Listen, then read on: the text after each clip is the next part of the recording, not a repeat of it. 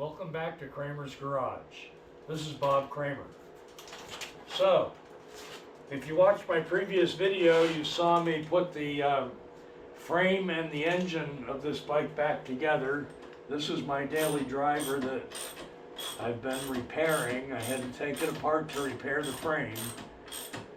And now I'm putting it back together. So the radiator is in now, all connected, and I'm getting ready to put the front wheel in.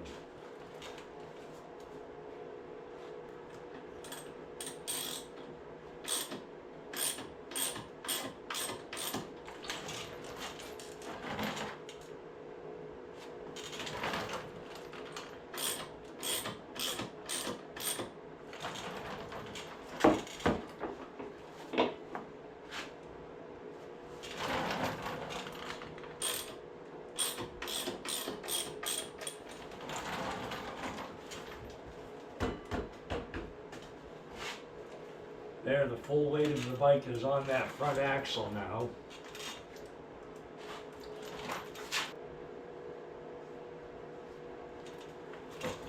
These are the caps. The caps have an arrow on them. You have to make sure the arrow faces forward when you install these.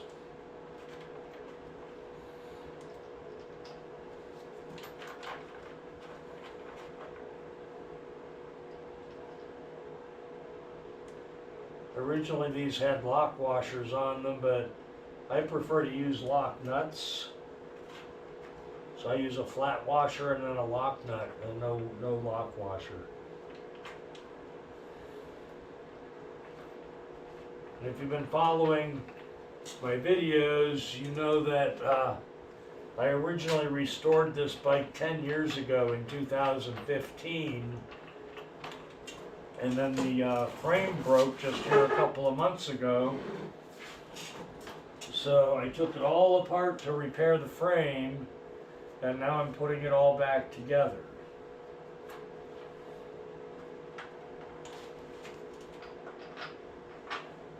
And along the way, I have also done considerable amount of engine work. If you watched the previous video in this series,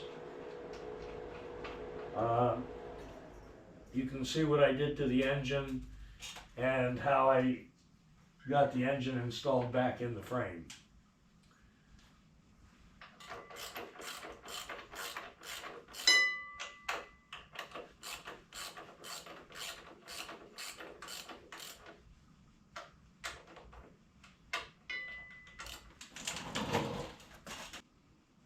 It's really hard to see the marks on the torque wrench.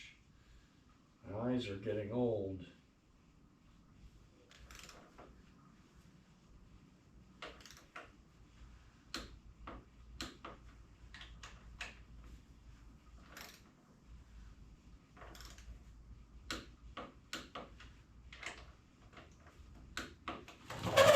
So I've got the whole front end put together. Brake calipers are in place. Fender, turn signals, dashboard. So some of you may recognize that dashboard and realize that this started life as an Aspencade model. So anyway, what I'm doing now is I'm starting to connect the wires. I just put the wire harness back into the frame. Here's the wire harness right here, running through the frame. I left it hanging out back here. I'll tuck that in when I put the gas tank in. And I've got my throttle cables all connected. I did all the cabling before the gas tank goes in. It's so much easier when you don't have a gas tank in the way. So anyway, there it is. Radiator's all in place. I filled the radiator with coolant, and I left a piece of cardboard sit under it overnight to check for leaks. Everything looks good there. So here's where I'm at now. I've got this gaggle of wires in the headlight bucket. I just need to sort that out and reconnect everything. And then over here is the main hub of all the wires. And the brains of the outfit on this bike is a Moto Gadget M Unit Blue. There's the Moto Gadget, and that's going to mount right here. And I rewired this bike 5 years ago using this Moto Gadget M unit.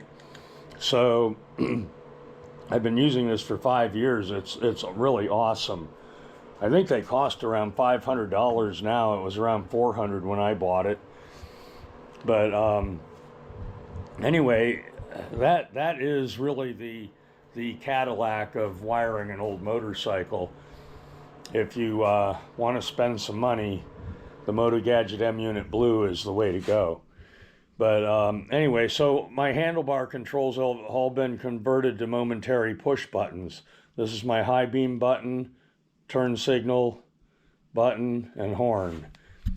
On the other side, I have the start switch and turn signal. I had to make a custom button for the turn signal because I wanted to get it where I can easily reach it with my thumb. But of course my throttle tube is in the way here, so I couldn't put a button there.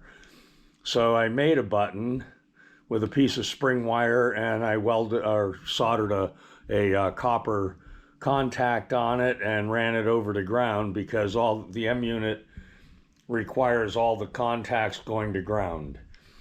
And then since I no longer need a kill switch, because with the M unit you double tap your start button like that to kill the engine. So I didn't need the kill switch. So I'm going to use the kill switch for grip heaters. I have grip heaters on this bike. This is the wire for the grip heater. But anyway, I'm going to use this kill switch to turn the grip heaters on and off. So anyway, that's what I'm going to do now. I'm going to start connecting the wires up, getting things connected, and then I'm going to put the swing arm in and put the gas tank in. Hopefully I'll get all that done today.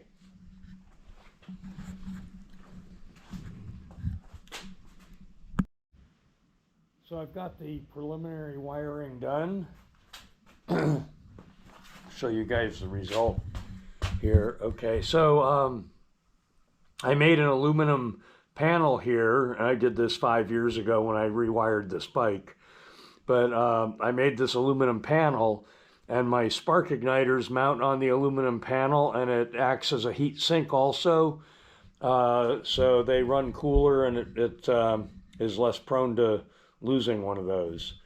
I put a row of lever locks here. This connects the sub harness to the main harness. So the sub harness has the oil pressure switch, the fan switch, the temperature gauge sender. Now, up here, this is the brains of the operation. This is the Moto Gadget M Unit Blue, and I just wanted to show you guys how it looks all wired up. So this side here is all the inputs. So those come from the push buttons on the handlebar. They come from the brake light switches, and so forth. So this is the inputs on this side. Start button is there. The ignition key switch is right here. So when you turn on your ignition key, it just gives this a pulse and it energizes the whole unit. Anyway, this is a really slick unit. If you want to spend some money, this is a great way to wire your bike. And it's proven the test of time with me. I did this 5 years ago originally, and it's been working great. So anyway, that's what it looks like all wired up. All the inputs on that side, outputs are on this side. So all these wires go out to the headlight turn signal, start solenoid, ignition circuit, and so on. So anyway, that's how it works. So now I'm going to put the air box in next and get my crankcase ventilation hooked up, because it'll be easier to do that before the gas tank goes in. And then once I do that, then I'm going to put in the swing arm and then the gas tank. So that's where we're at. Okay, here's the update on Devil Dog. I've got it mostly together now. So the swing arm is in, the battery box is in there. I'm getting ready to now put the exhaust system in, and then I'm going to put the rear wheel in, and then it'll be all downhill. Okay.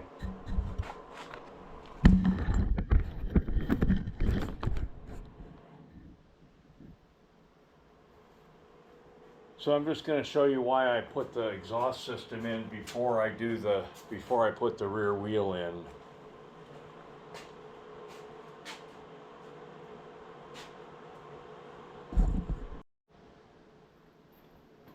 Okay, so when the back wheel is not in the way, you can slide the whole exhaust system in from the rear.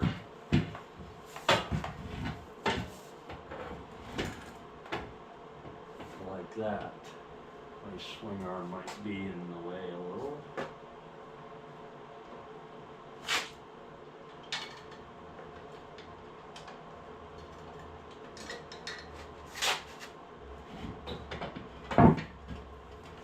My jack is in the way.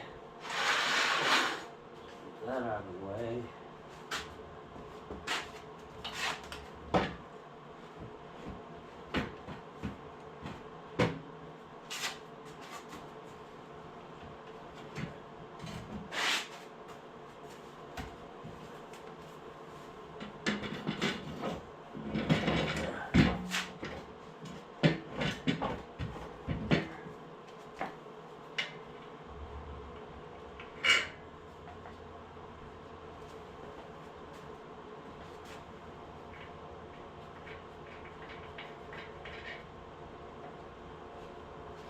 Okay, now I have to put the gaskets in, and I'm going to lay on the floor and push that up in place and bolt it in. But anyway, this is why you do it before the rear wheel, because you can put the whole exhaust unit in intact.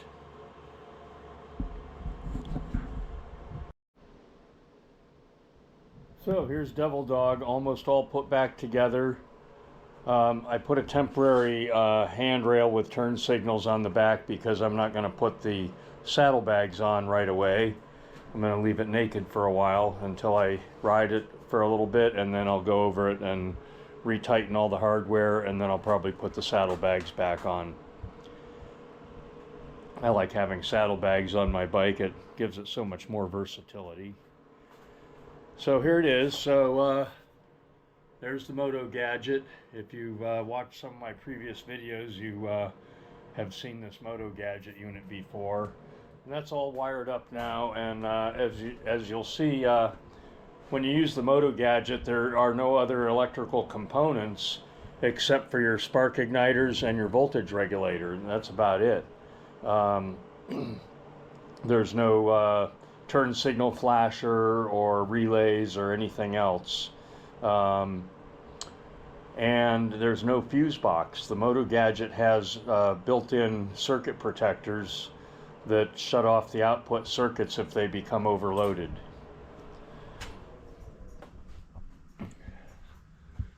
So here it is. So I'm about ready to start it up. I'm going to put gas in it. I'm going to bleed the brakes first. I got to bleed the brakes and then put gas in it and put the battery back in, and then it'll be ready for its first time to be started up since the broken frame incident. I put oil in it a while ago, and I put cardboard under it to make sure nothing's dripping, and it looks like so far so good. All right, so it's filled with oil, it's filled with coolant. All that's left is bleeding the brakes and putting gas in it.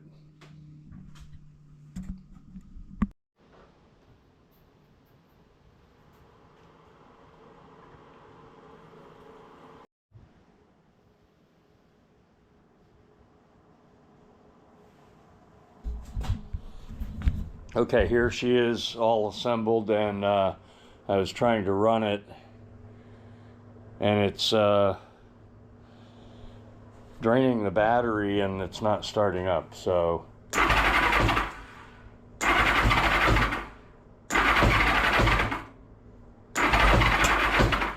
I've got to investigate and find out why it's not starting up. It should be firing right up.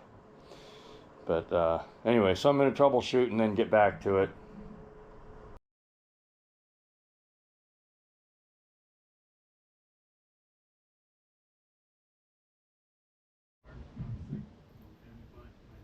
Okay, here we go. Devil Dog, finally running. How about that? Sounds good. Running good.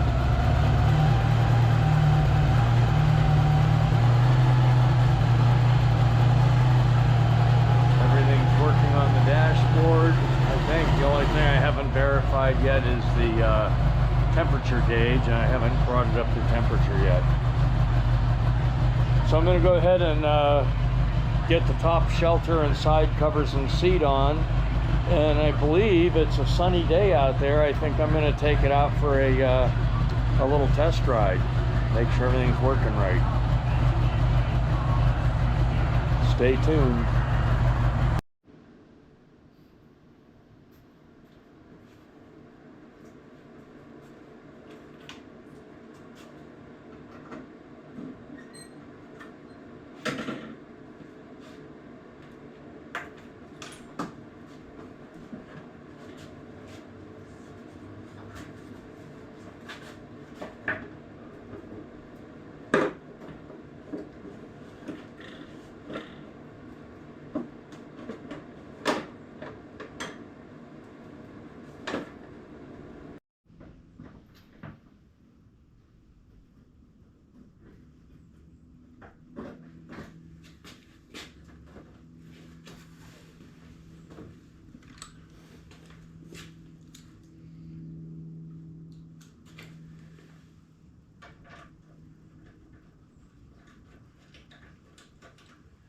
Okay, just to recap a little bit, I've taken this bike all apart down to the bare frame.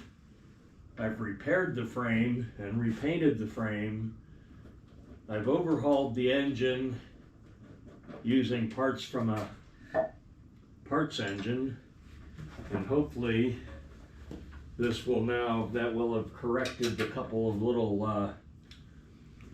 nitpicks on the engine I was using, which was from a 1980 Goldwing.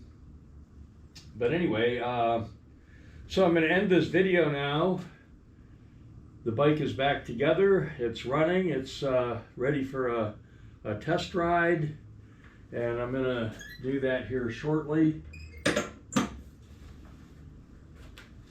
So there she is. I'm going to leave the saddlebags and luggage rack and everything off for a little while until I make sure I don't have to revisit anything. But I'm pretty confident that everything will be fine with this bike. I've assembled several of these bikes before. If you've been watching my channel, you know that I've done this kind of work several times, and so I'm pretty confident that everything will be fine. So if you like my video, subscribe to my channel and give me a big thumbs up. And I would also appreciate some comments. Let me know what you think of these projects I'm doing. Thanks for watching.